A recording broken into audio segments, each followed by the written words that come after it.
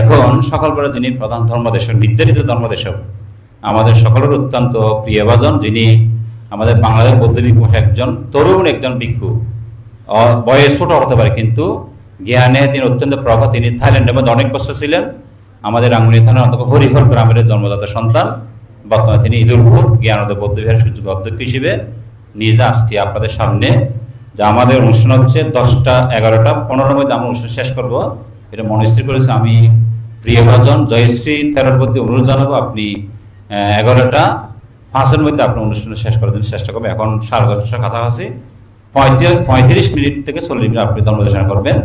এই বলে আমি আমার মাইক্রোফোন আন্তরিক বন্দনা জানিয়ে আপনার সকলের প্রতি মত জানিয়ে আমার মাইক্রোফোন আগে দিয়ে আজকে আমি আমার কথা শেষ করছি। সব্যে সত্য সুবিধা অন্ত জগতের সকল প্রাণী সুখী হোক।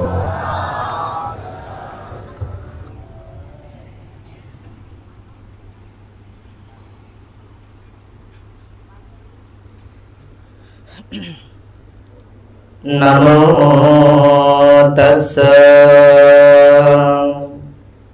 भगवतो अरहतो सम्मा सम्बुद्धस्स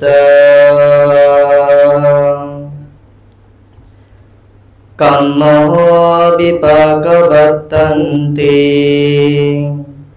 विपाको कम्म संभवो तस्मात् पुनर्भवो होति एवं लोके प्रवर्तते एतेन सच्चवज्जेन होतु ते जय मंगलान्ति।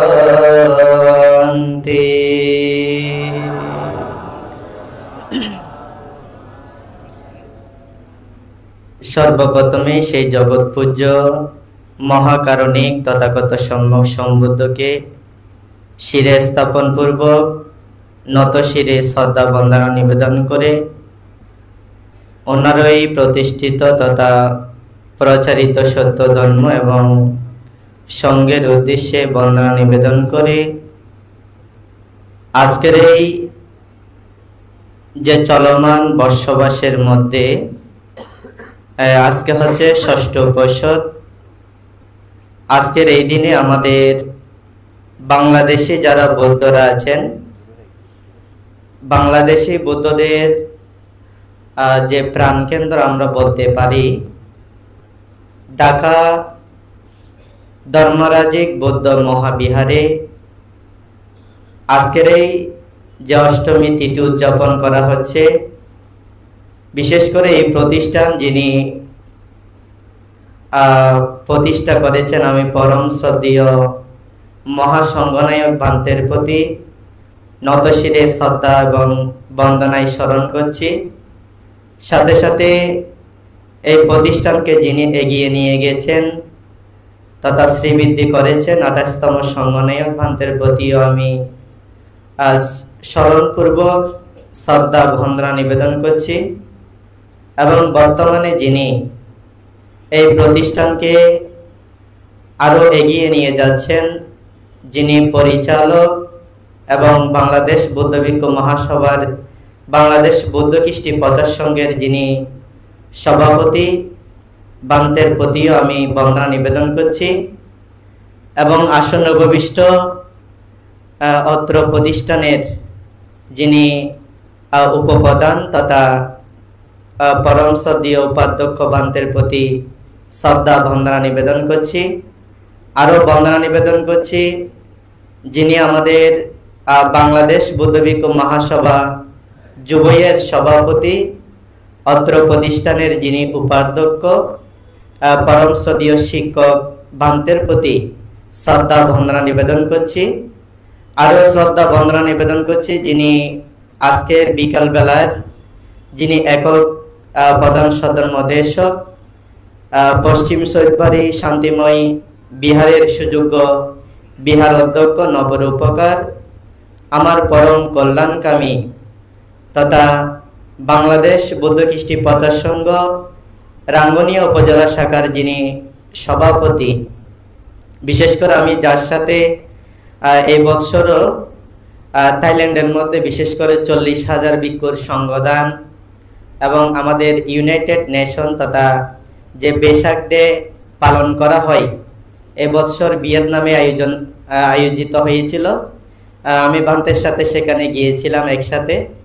তো আমিও ভান্তের প্রতি নতশিরে শ্রদ্ধা বন্দনা নিবেদন করছি এবং আসন্ন উপবিষ্ট যারা ভিক্ষু সংঘ আছেন আমি যথাযোগ্য শ্রদ্ধা সম্মান প্রদর্শন করছি।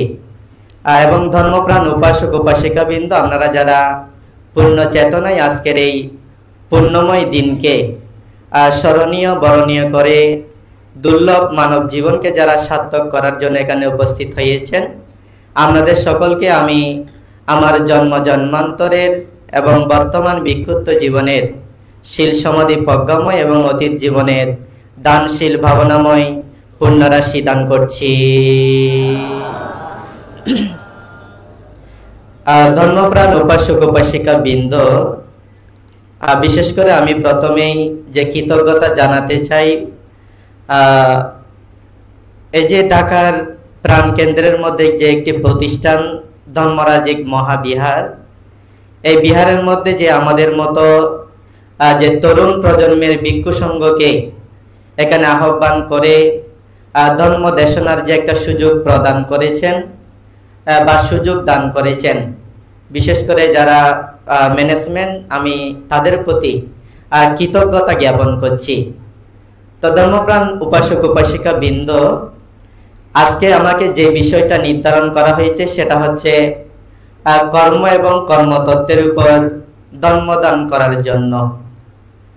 তো ধর্মপ্রাণ উপাসক উপাসিকা বৃন্দ, পূর্বে আমি যে গাথাটি বারশন করেছি সে গাথার মধ্যে বলা হচ্ছে কাম্মা বিপাকা বত্তান্তি বিপাকা কাম্মা সম্ভব, অর্থাৎ আমরা কর্ম সম্পাদন করি, সে কর্ম আমাদেরকে বিপাক প্রদান করে। কাম্মা বিপাকা বত্তান্তি বিপাকা কাম্মা সম্ভব, আবার সেই বিপাক থেকে কিন্তু আমরা পুনরায় কর্ম কি করি, সৃষ্টি করি। অর্থাৎ কর্ম থেকে কর্মের বিপাক পান, আবার সেই বিপাক থেকে আপনি নতুন কর্ম সৃষ্টি করেন। তাসমা পুনর্ভব হতে, এভাবে আমরা কি করি, বারবার এই 31 প্রকার লোকভূমির মধ্যে আমরা জন্মগ্রহণ করি। তো এভাবে এবং লোকে প্রবর্ততি, এভাবে আমরা কি করছি, জন্ম জন্মান্তর কল্প কল্পান্তর আমরা এই ভব সংসারের মধ্যে পৃথিবীর মধ্যে বারবার আমরা জন্মগ্রহণ করছি এবং বারবার আমরা মৃত্যুবরণ করছি। দেখুন ধর্মপ্রাণ উপাসক উপাসিকা বৃন্দ, আমরা এই পৃথিবীর মধ্যে কিন্তু বিভিন্ন ধরনের মানুষ আছে। যেমন আপনার সাথে আরেকজন মানুষের কিন্তু মিল নেই।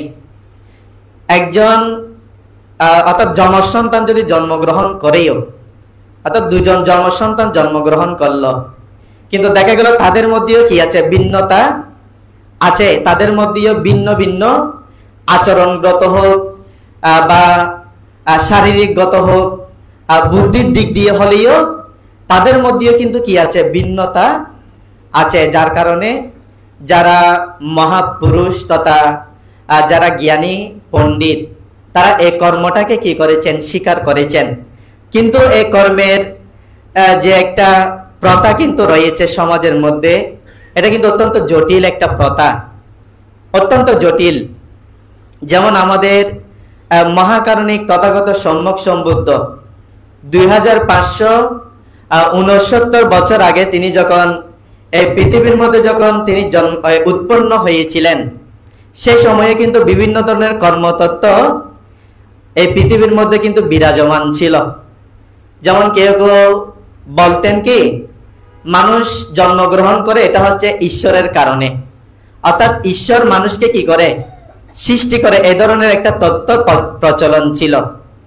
আবার কোন কোন ধর্মগুরু প্রচার করতেন, অর্থাৎ মানুষ যদি মৃত্যুবরণ করে তার আর কোনো কর্ম কি থাকে না, বেঁচে থাকে না। মৃত্যুবরণ করার পরে সব কর্ম কি হয়ে যায়, শেষ হয়ে যায়। কিন্তু আমাদের মহাকারণিক তথাগত সম্যক সম্বুদ্ধ তিনি বুদ্ধত্ব লাভ করার পরে তিনি বলেছেন আমরা কি করি, আমরা কর্মের কারণে জন্ম জন্মান্তর কল্প কল্পান্তর পুনর্জন্ম আমরা কি করি, গ্রহণ করি। এটা হচ্ছে কর্মের কারণে। তো ধর্মপ্রাণ উপাসক উপাসিকা বৃন্দ, যেমন ভগবান বুদ্ধ এভাবে আমাদেরকে কর্মের যে একটা বৈষম্যের কথা আমাদেরকে বলেছেন। সে সময় অর্থাৎ বানারসির মধ্যে অর্থাৎ রাজগৃহের মধ্যে যে একজন ব্রাহ্মণ ছিলেন, ওই ব্রাহ্মণের নাম হচ্ছে তদীয় ব্রাহ্মণ। কি ব্রাহ্মণ? তদীয় নামে একজন ব্রাহ্মণ ছিলেন। তিনি হচ্ছেন কুশলরাজ প্রসেনজিতের, অর্থাৎ ব্রাহ্মণ বলতে তিনি প্রসেনজিৎকে কি করতেন, বিভিন্ন ধরনের গুরুত্বপূর্ণ সিদ্ধান্ত বা উপদেষ্টার মতো এই ধরনের দায়িত্ব তিনি কি করতেন, পালন করতেন। অর্থাৎ অত্যন্ত পণ্ডিত, অত্যন্ত জ্ঞানী। তো উনি ছিলেন অত্যন্ত ধনবান, অর্থাৎ ওনার 87 কোটি ওনার ধন সম্পদ ছিল, কিন্তু উনি অত্যন্ত কৃপণ ছিলেন। এই যে কৃপণ থাকার কারণে তিনি কখনো কাউকে দান করতেন না। এই যে মিথ্যা দৃষ্টি পরায়ণ হয়ে, মাৎসর্য পরায়ণ হয়ে, এমনকি ভগবান বুদ্ধ এবং বুদ্ধ প্রমুখ ভিক্ষু সংঘকে তিনি কখনো কি করে নাই, দান করে নাই। ওনার যে একজন সন্তান ছিল, তিনি ওনার সন্তানকে উপদেশ দিতেন কখনো কি করবে না, কাউকে দান করবে না, আত্মীয় স্বজন থেকে শুরু করে। অর্থাৎ কাউকে মানে দান করার কি নাই, প্রয়োজন নাই। অর্থাৎ দান করলে কি হবে, আমি যে ধন সম্পদগুলো অর্জন করেছি বা আমার যে ধন সম্পদগুলো আছে, এগুলো আস্তে আস্তে কি হয়ে যাবে, অল্প অল্প অল্প অল্প দান করতে করতে এগুলো কি হয়ে যাবে, শেষ হয়ে যাবে। মানে দান করবেন এভাবে কি দিতেন, ওনার সন্তানকে শিক্ষা দিতেন। তো ওনার সন্তানের নাম ছিল শুভ, অর্থাৎ শুভ মানব। এখন সে ব্রাহ্মণ যখন মৃত্যুবরণ করলেন, সে ব্রাহ্মণ তার পরিবারে অর্থাৎ শুভ মানবের পরিবারে তার সন্তানের ঘরের মধ্যে যে একটা কুকুর ছিল, অর্থাৎ কুকুরের গর্ভের মধ্যে, অর্থাৎ কুকুর হয়ে তিনি কি করলেন, জন্মগ্রহণ করলেন। এখন ভগবান বুদ্ধ অর্থাৎ এটা দিব্য জ্ঞান, এটা যখন দেখলেন, তখন ভগবান বুদ্ধ এক সময় সেই শুভ মানবের গৃহের মধ্যে উপস্থিত হলেন। ওই যে আচরণ, অতীতের যে একটা আচরণ, অর্থাৎ মানুষকে দান না করা, তার বাড়ির মধ্যে যদি কোনো মানুষজন আসে তাহলে তিনি কি করতেন, মানুষকে তাড়িয়ে দিতেন। মানে চলে যাও, বা ঘরের মধ্যে আসলে তো দান করতে হবে, যাতে দান করতে না হয়, এভাবে মানুষকে কি করতেন, তেমন একটা আপ্যায়ন বা গৃহে আসার জন্য আমন্ত্রণ করতেন না। ঠিক তদ্রূপভাবে যখন ভগবান বুদ্ধ যখন তার বাড়ির মধ্যে আসলেন, ওই যে কুকুর হয়ে যে জন্মগ্রহণ করেছেন তদীয় ব্রাহ্মণ, তিনি ভগবান বুদ্ধকে কি করছেন, চিৎকার করছেন, মানে আসতে দিচ্ছেন না, ঘরের মধ্যে আসতে দিচ্ছেন না। ভগবান বুদ্ধকে তিনি তো কখনো দান করেন নাই জীবিত থাকা অবস্থায়, অর্থাৎ মানুষ থাকা অবস্থায় কখনো দান করেন নাই।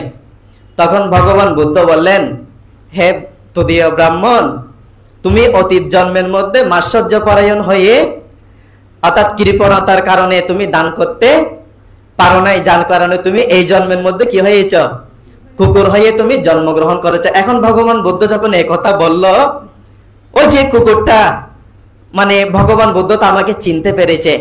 উনি লজ্জা পেয়ে এই যে বাড়ির পিছনে একটা ছাইয়ের টাল আছে, সেখানে গিয়ে কি করলো, সেখানে গিয়ে শুয়ে রইল। এখন শুভ মানব জিজ্ঞেস করতেছে, অর্থাৎ কর্মচারী যারা আছেন তাদেরকে জিজ্ঞেস করতেছেন, অর্থাৎ এই কুকুরটা তো আগে ঘরের মধ্যে থাকতো, যেমন অর্থাৎ ভালো স্থানের মধ্যে ঘুমাতো, সে এখন বাইরে গিয়ে কি মানে অর্থাৎ ছাইয়ের টালের মধ্যে কেন শুয়ে আছে? ওনাকে অর্থাৎ আনতে চাচ্ছে, কিন্তু কি সে আসতে চাচ্ছে না। তখন ওখানে যারা কর্মচারী আছেন তারা বলতেছেন কি, অর্থাৎ ভগবান বুদ্ধ এখানে এসেছিলেন এবং ভগবান বুদ্ধ বলছেন যে কি এই কুকুরটা হচ্ছে আপনার পিতা। এখন এই কথা যখন বললেন, এখন শুভ মানব তো রেগে গেলেন। ভগবান বুদ্ধ অর্থাৎ উনি মুখে যেটা আসে সেটাই কি বলে, অর্থাৎ একেবারে এভাবে রেগে গিয়ে ভগবান বুদ্ধের কাছে গিয়ে মানে বললেন, ভগবান বুদ্ধ আপনি কি এভাবে বলেছেন? তখন ভগবান বুদ্ধ বলেছেন, হ্যাঁ, অর্থাৎ যে কুকুরটা অর্থাৎ আপনার ঘরের মধ্যে জন্মগ্রহণ করেছে সেটা হচ্ছে কি আপনার পিতা। তখন সেই ভগবান বুদ্ধকে শুভকুমার বললেন, আপনাকে এটা কি করতে হবে, প্রমাণ দিতে হবে। তখন ভগবান বুদ্ধ বললেন, আপনি একটা কাজ করবেন, আপনি গৃহের মধ্যে গিয়ে অর্থাৎ দুগ্ধযুক্ত উত্তম পায়েস তৈরি করে সে কুকুরকে দিবেন, এবং দিয়ে যখন একটু একটু তন্দ্রাচ্ছন্ন যখন হবে তখন কানে কানে গিয়ে বলবেন, আপনার যদি কোনো অকথিত গোপন যদি কোনো ধন সম্পদ যদি থাকে সেগুলো কোথায় আছে সেগুলো একটু বলে দেন। এগুলো এভাবে যখন বলবেন, আপনার ধন সম্পদ অর্থাৎ যেগুলো আপনারা জানেন না সেই কুকুরটা কি করে দিবে, সেগুলো খুঁজে বের করে দিবে। তখন অর্থাৎ শুভ মানব মনে মনে একটু খুশিও হলেন, অর্থাৎ আজকে হয়তো অর্থাৎ একদিকে হলে ভগবান বুদ্ধ সত্য কথা বা মিথ্যা কথা এটা প্রমাণিত হবে, আর অন্যদিকে না হলে কি আমি ধন সম্পদ লাভ করব। তখন যে কথা সেই কাজ, তিনি ঠিক তদ্রুপভাবে পায়েসন্ন দিয়ে সে কুকুরের কানে কানে গিয়ে বললেন যে আপনার যদি কোনো অকথিত ধন সম্পদ যদি থাকে সেগুলো কোথায় আছে আমাদেরকে কি বলে দেন। ঠিক সেই কুকুরটা অর্থাৎ যেখানে ধন সম্পদ আছে সেখানে গিয়ে ইশারা দিয়ে কি করলেন, অর্থাৎ দেখিয়ে দিলেন, এবং পরক্ষণে সেখান থেকে ধন সম্পদগুলো কি হলো, উদ্ধার হলো। এভাবে যখন ধন সম্পদ যখন উদ্ধার হলো তখন সেই শুভ মানব ভগবান বুদ্ধ যে কথাটা বললেন, অর্থাৎ ওনার পিতা যে কুকুর হয়ে যে জন্মগ্রহণ করেছেন সেটা বিশ্বাস করেছেন। সেটা বিশ্বাস করার পরে ভগবান বুদ্ধকে বলছেন, ভগবান বুদ্ধ এই যে আমরা আমাদের সংসারের মধ্যে বা এই পৃথিবীর মধ্যে বিভিন্ন ধরনের মানুষ আমরা দেখতে পাই। কেউ অল্পায়ু হয়ে জন্মগ্রহণ করে, কেউ দীর্ঘায়ু হয়ে জন্মগ্রহণ করে, কেউ ধনী হয়ে জন্মগ্রহণ করে, কেউ গরিব হয়ে জন্মগ্রহণ করে, কেউ সুশ্রী হয়ে জন্মগ্রহণ করে, কেউ বিশ্রী হয়ে জন্মগ্রহণ করে, কেউ অর্থাৎ অহংকারী হয়, আবার কেউ নিরহংকারী হয়। এভাবে 14টি প্রশ্ন তিনি ভগবান বুদ্ধকে করলেন। তো ভগবান বুদ্ধকে যখন করলেন তখন ভগবান বুদ্ধ বললেন, কাম্মাসা মানবা সাত্তা কাম্মা দায়াদা কাম্মায়নি কাম্মা বন্ধু কাম্মা পাটিসারানা ইয়াং কাম্মাং কারিসামি কল্যাণং বা পাপকাং বা তাস্তা দায়াদা ভবিষ্যামি। অর্থাৎ ভগবান বুদ্ধ বলছেন, হে মানব, অর্থাৎ এই পৃথিবীর মধ্যে আমরা যত সত্য আছি আমরা হচ্ছে কর্মের উপর নির্ভরশীল। কাম্মাসাকা কাম্মা দায়াদা, কর্ম হচ্ছে আমাদের উত্তরাধিকারী। কাম্মা বন্ধু, আমাদের বন্ধু হচ্ছে কর্ম। কাম্মায়নি, কর্মের কারণে আমরা বিভিন্ন যোনিতে আমরা কি করি, জন্মগ্রহণ করি। কাম্মা পাটিসারানা, আমাদের একমাত্র শরণ হচ্ছে কর্ম। ইয়াং কাম্মাং কারিসামি কল্যাণং বা পাপকং বা তাস্সাদায়াদা ভবিষ্যামি, অর্থাৎ আমরা যে ধরনের কর্ম আমরা সম্পাদন করি ঠিক তদ্রূপ ফল আমরা কি করতে পারি, ভোগ করতে পারি, বা সে ফলের বিপাক, সে কর্মের বিপাক আমরা কি সেটা আমরা পেয়ে থাকি। তো এভাবে ভগবান বুদ্ধ যে শুভ মানবের যে 14টি প্রশ্ন ছিল, কেন মানুষ অল্পায়ু হয়, এগুলো কিন্তু একটা একটা ভগবান বুদ্ধ ব্যাখ্যা দিয়েছেন। কিভাবে ব্যাখ্যা দিয়েছেন? যেমন মানুষ যদি জন্মান্তরে কোন স্ত্রী বা পুরুষ যদি কি করেন, প্রাণী হত্যা করেন,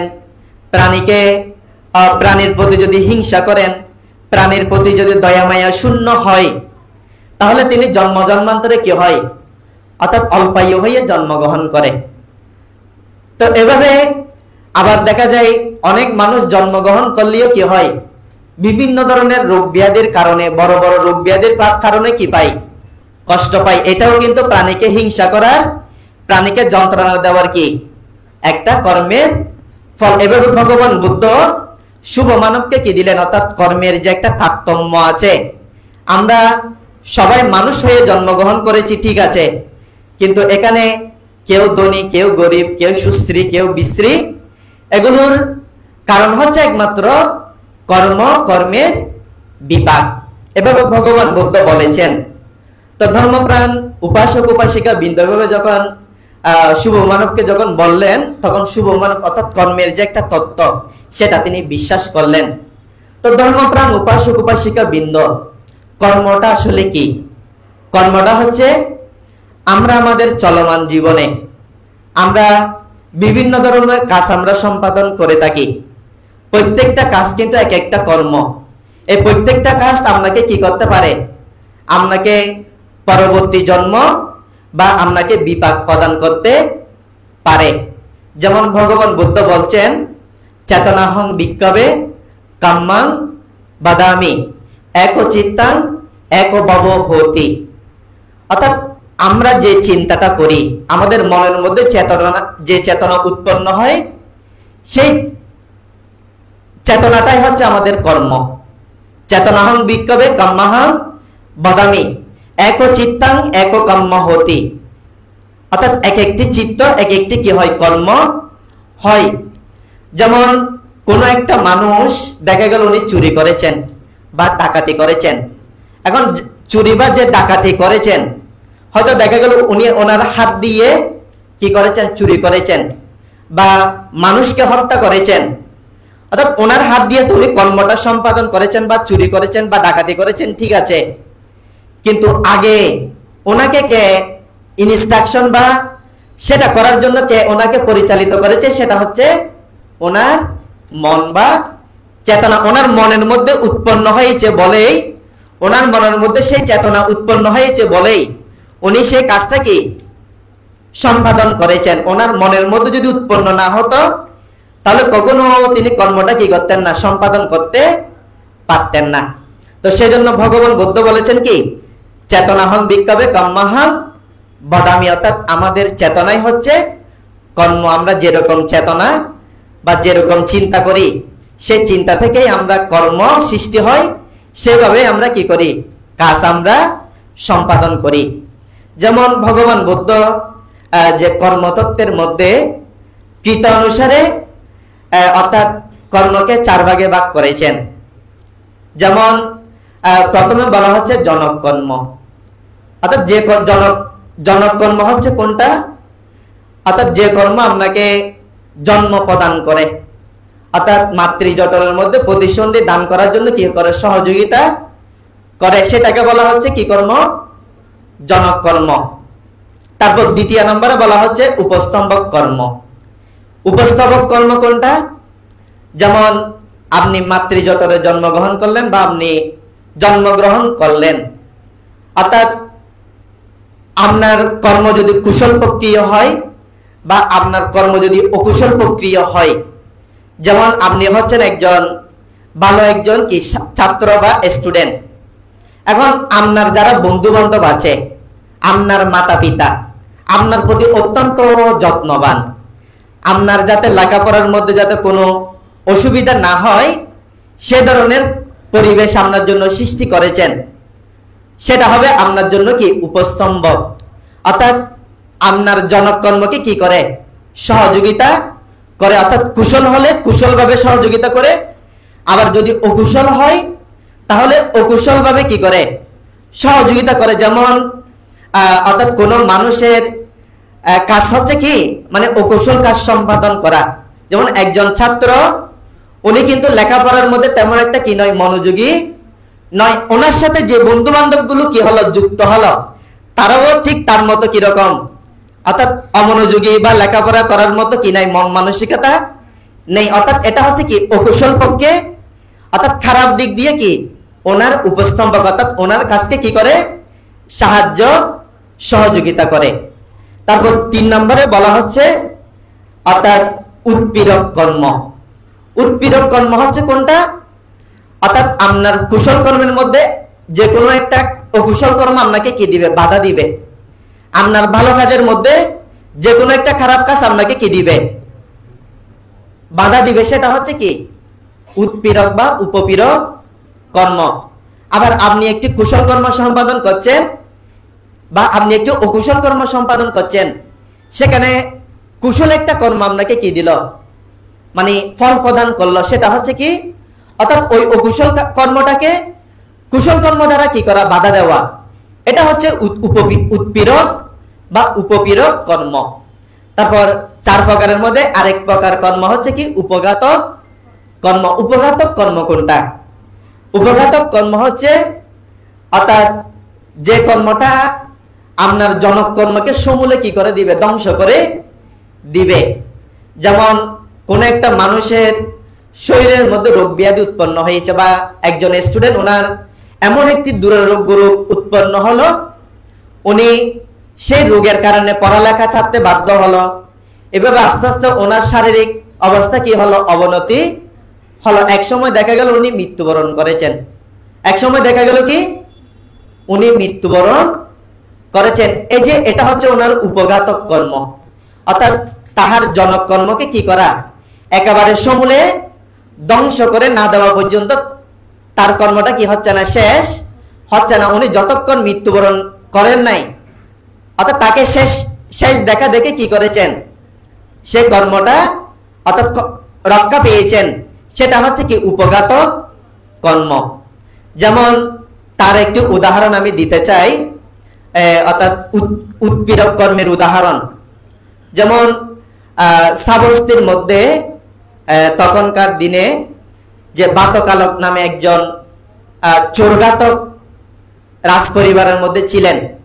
চোরঘাতক বলতে ওনার কর্ম হচ্ছে, অর্থাৎ যারা চোর বা এ ধরনের খারাপ কাজ যারা করেন তাদেরকে উনি হত্যা করতেন, বা রাজার আদেশে যে ধরনের রাজা আদেশ দিতেন তাকে হত্যা করলে হত্যা, বা ওনার যদি কোনো একটা অঙ্গ যদি কেটে নিতে হয়, এই ধরনের কর্মগুলো তিনি কি করতেন, বাতকালক 55 বছর পর্যন্ত তিনি কি করেছেন, এই কর্ম তিনি সম্পাদন করেছেন। এটা তো কুশল কর্ম নয়, এটা হচ্ছে অকুশল কর্ম, পাপময় কর্ম। এভাবে তিনি 55 বছর পর্যন্ত যখন কর্মটা সম্পাদন করেছেন, উনি যখন বৃদ্ধ হয়েছেন, ওনার শরীরের মধ্যে যখন বার্ধক্য যখন আসলো, ওনার সক্ষমতা বা চোরঘাতক কর্মটা করার ওনার যখন উনি যখন অক্ষম যখন হয়ে গেলেন, তখন ওনাকে কি করলেন, সে কর্ম থেকে বাদ দিয়ে দেওয়া হলো।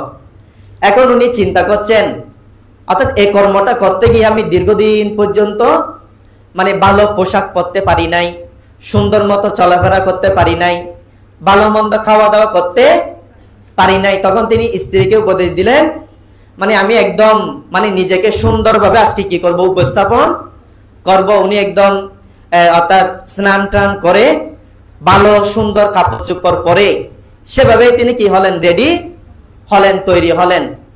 এবং ওনার স্ত্রীকে আদেশ দিলেন কি, তুমি আজকে উত্তম খাদ্যভোজ্য আমার জন্য কি করো, প্রস্তুত করো। এখন উনি যখন স্নান করে যখন বাড়ির মধ্যে যখন আসতেছেন, তখন আমাদের যে ভগবান বুদ্ধের যিনি প্রধান অগ্রশাবক যিনি ছিলেন প্রজ্ঞাবান সারিপুত্র স্থবির, তিনি সারিপুত্র স্থবিরকে দেখতে পেলেন। এই যে আমাদের সারিপুত্র ভান্তে তিনি পিণ্ডচারণ করার জন্য আসলেন।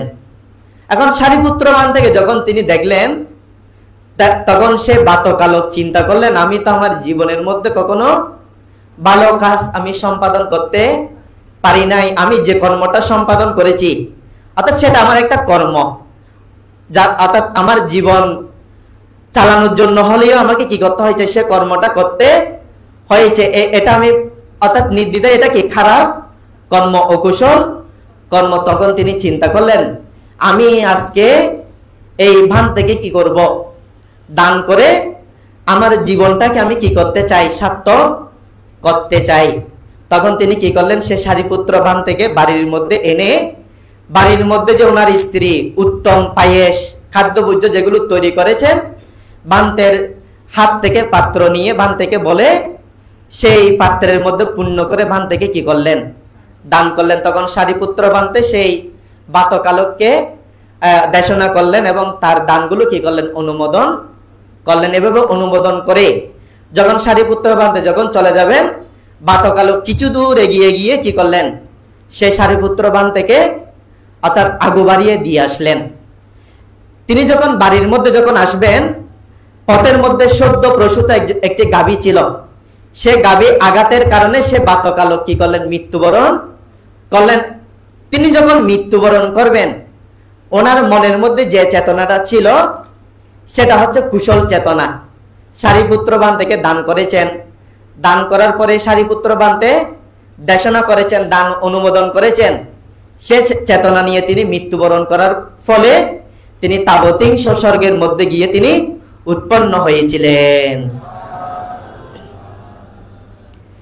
তাহলে ধর্মপ্রাণ উপাসক উপাসিকা বৃন্দ, সে বাতকালক তিনি সারা জীবন পর্যন্ত অকুশল কাজ সম্পাদন করেছেন।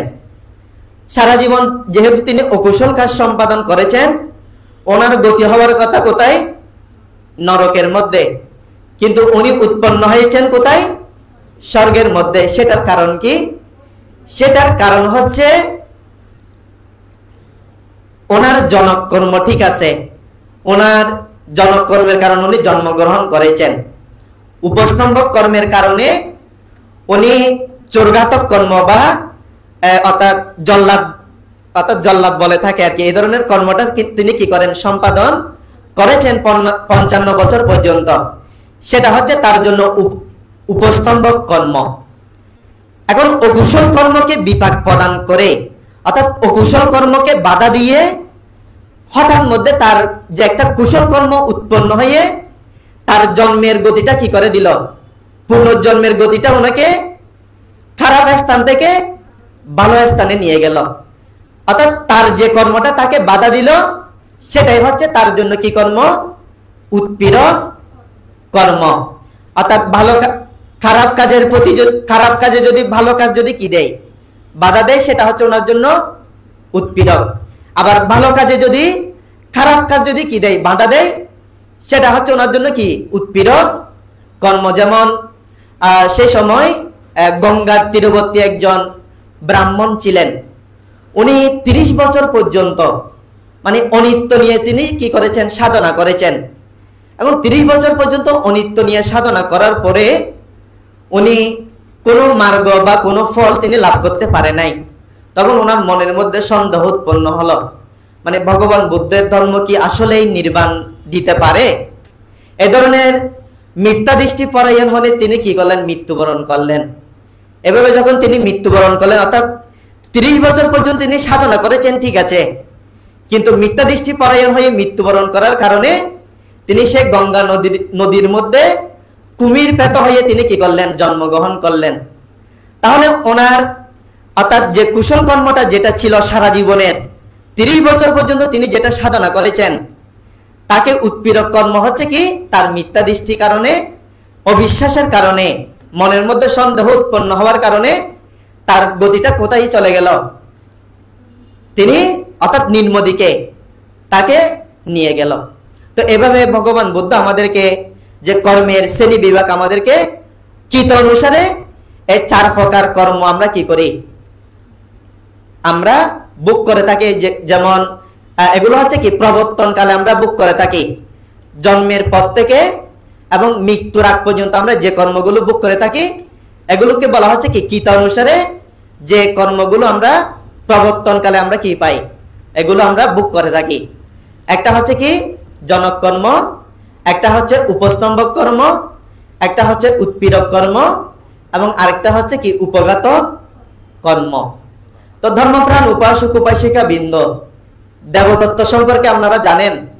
দেবতত্ত্ব সম্পর্কে কিন্তু আপনারা সকলেই জানেন। আমাদের বুদ্ধ ধর্মের মধ্যে অন্যতম, অর্থাৎ ভগবান বুদ্ধের বলতে গেলে শত্রু বা মার হিসেবে আমরা দেখতে পাই, সেটা হচ্ছে কি? দেবতত্ত্ব।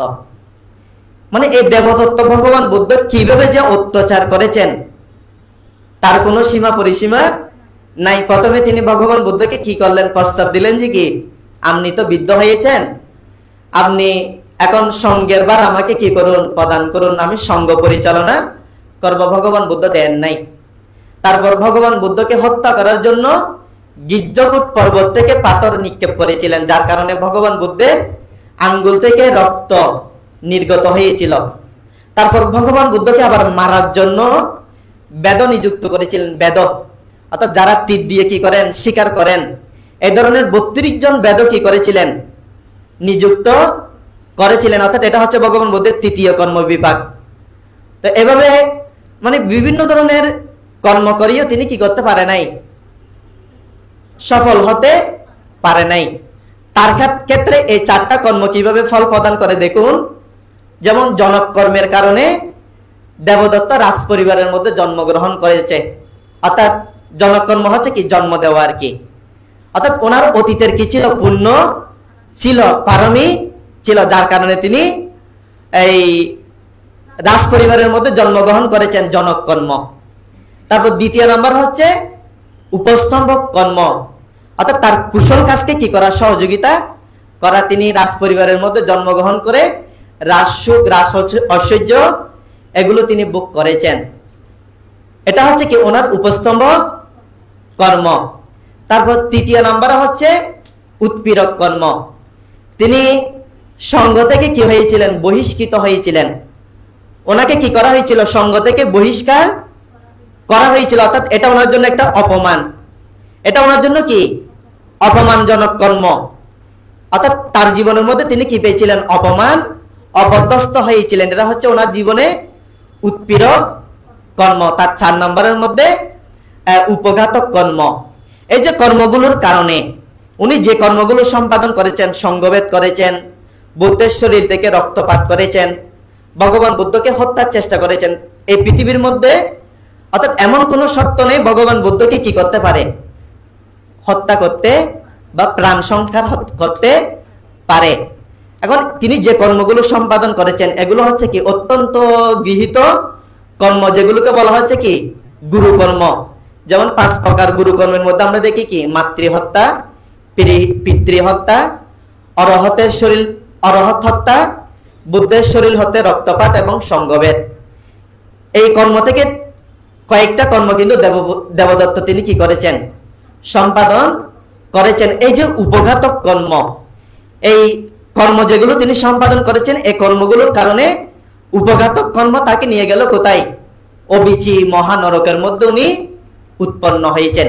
অর্থাৎ দেবদত্তের জীবন যদি পর্যালোচনা করি, এই 4টা কর্মের বিপাক যে কীটানুসারে মানুষ ভোগ করে, জনক কর্ম, উপস্তম্ভক কর্ম, উৎপীড়ক কর্ম এবং উপঘাতক কর্ম, এই কর্মগুলো কিন্তু দেবদত্তের জীবনের সাথে কি হয়ে যায়, মিলে যায়।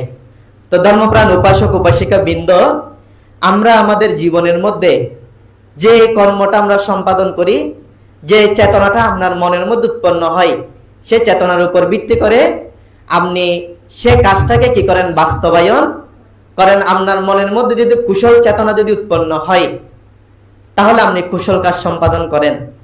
আপনার মনের মধ্যে যদি অকুশল চেতনা যদি উৎপন্ন হয়, তাহলে আপনি অকুশল কাজ কি করেন, সম্পাদন করেন। যেমন গতকাল আমি যখন ট্রেনে করে ঢাকায় আসছিলাম, তখন কয়েকজন বিশেষ করে যারা মুসলিম ধর্মের, তারা বিভিন্নভাবে কিন্তু আমাকে প্রশ্ন করছেন, মানে আপনি তো অনেক কম বয়সের মধ্যে সংসার ত্যাগ করেছেন, আপনার উদ্দেশ্য কি, আদর্শ কি? তা আমি বললাম, আমার উদ্দেশ্য আদর্শ হচ্ছে কি, আমাদের একমাত্র উদ্দেশ্য আদর্শ হচ্ছে কি, আমাদের মনটাকে কি করা, সংযত করা, পিউরিফাই করা, আমাদের মনটাকে কি করা, পরিশুদ্ধ করা। আমাদের মনটা যদি পরিশুদ্ধ হয়, তাহলে আমরা যে কর্মটা সম্পাদন করব, যে কাজটা সম্পাদন করব, আমরা কুশল কাজ আমরা কি করব, সম্পাদন করব। যেমন আমাদের মানুষের অন্তরের মধ্যে কি আছে, লোভ আছে, দেশ আছে, মোহ আছে, এগুলো সবগুলো কিন্তু চিত্তের কারণে, মনের কারণে উৎপন্ন হয়। আবার অলোভ, অদেশ, অমোহ পরায়ণ হওয়া আপনি কখন হতে পারবেন, আপনি যদি চিন্তা চেতনার মাধ্যমে আপনার চিত্ত বা মনকে যদি আপনি পরিশুদ্ধ করতে পারেন, সংযত যদি করতে পারেন, তাহলে আপনি সেখানে উন্নীত হতে পারবেন, অলোভ, অদেশ, অমোহ পরায়ণ হতে পারবেন। যেমন আপনারা যারা টিভি দেখেন, বিশেষ করে ডিসকভারি চ্যানেল যারা দেখেন, ডিসকভারি চ্যানেলের মধ্যে বিয়ের গার্লস কি করেন, অর্থাৎ ঘষা দিয়ে কি করেন, আগুন সৃষ্টি করেন, পাথরে পাথরে ঘষা দিয়ে কি করেন, আগুন সৃষ্টি করেন। ঠিক তদ্রূপ ভাবে আপনি যদি আপনার চিত্তকে অলোভ, অদেশ, অমোহ পরায়ণ করতে চান, তাহলে আপনাকে কি করতে হবে, স্মৃতি পরায়ণ হতে হবে। অর্থাৎ স্মৃতি নামক বস্তু দিয়ে কি করতে হবে, আপনার মনকে, কায় এবং মনকে কি করতে হবে, ঘর্ষণ করতে হবে। তখন আপনার মনের অন্তরের মধ্যে কি উৎপন্ন হবে, জ্ঞান, অলোভ, অদেশ, অমোহ উৎপন্ন হবে। তো ধর্মপ্রাণ উপাসক উপাসিকা বৃন্দ, আমার অর্থাৎ যে নির্ধারিত সময়, আমি আর দীর্ঘায়িত করছি না। তো এটাই আপনাদের প্রতি যে আহ্বান থাকবে, এভাবেই আমরা যদি আমাদের মনকে সুন্দর করে, সমাহিত করে, সংযত করে, পিউরিফাই করে যদি আমরা কাজ যদি সম্পাদন করতে পারি, তাহলে আমাদের জীবনের গতিটা কি হবে, সুন্দর হবে। ইহ জীবনে হোক, পরবর্তী জীবনে হোক, আমরা ভালো একটি জায়গায় উৎপন্ন হতে সমর্থ হব। আজকে আপনারা যে কর্মগুলো সম্পাদন করছেন, একদিকে হচ্ছে আপনারা দুর্লভ মনুষ্য জীবন লাভ করেছেন, আবার অপরদিকে আজকে অষ্টশীল নিয়েছেন, বুদ্ধকে দান করছেন। এক কথায় সাদামাটা জীবন, পূর্ণময় জীবন আজকে আপনারা কি করছেন? অতিবাহিত করছেন। এটা অত্যন্ত দুর্লভ কর্ম। এই কর্ম আপনাকে নির্দ্বিধায় কি করবে? ভালো জায়গায় আপনাকে উৎপন্ন করতে সমর্থ হবে। আপনারা প্রত্যেকেই সেই ভালো জায়গায়, অর্থাৎ বর্তমান জীবন এবং পরবর্তী জীবন আপনাদের সুন্দর হোক, সকলের জীবন মঙ্গলময় আলোকে আলোকিত হোক।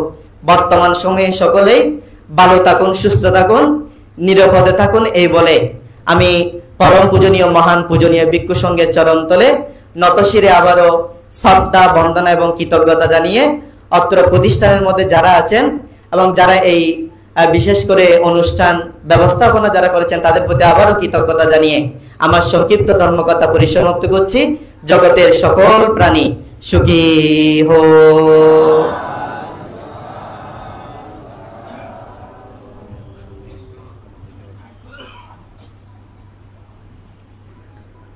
সদনপ্রাণ উপাসক উপাসিকাবৃন্দে, এতক্ষণ ধরে অত্যন্ত সুন্দর প্রাঞ্জল ভাষায় ধর্ম দেশনা করেছেন জয়শ্রী তেরা মহোদয়। ওনাকে আমরা ঢাকা ধর্মরাজিক বৌদ্ধ মহাবীরের পক্ষ থেকে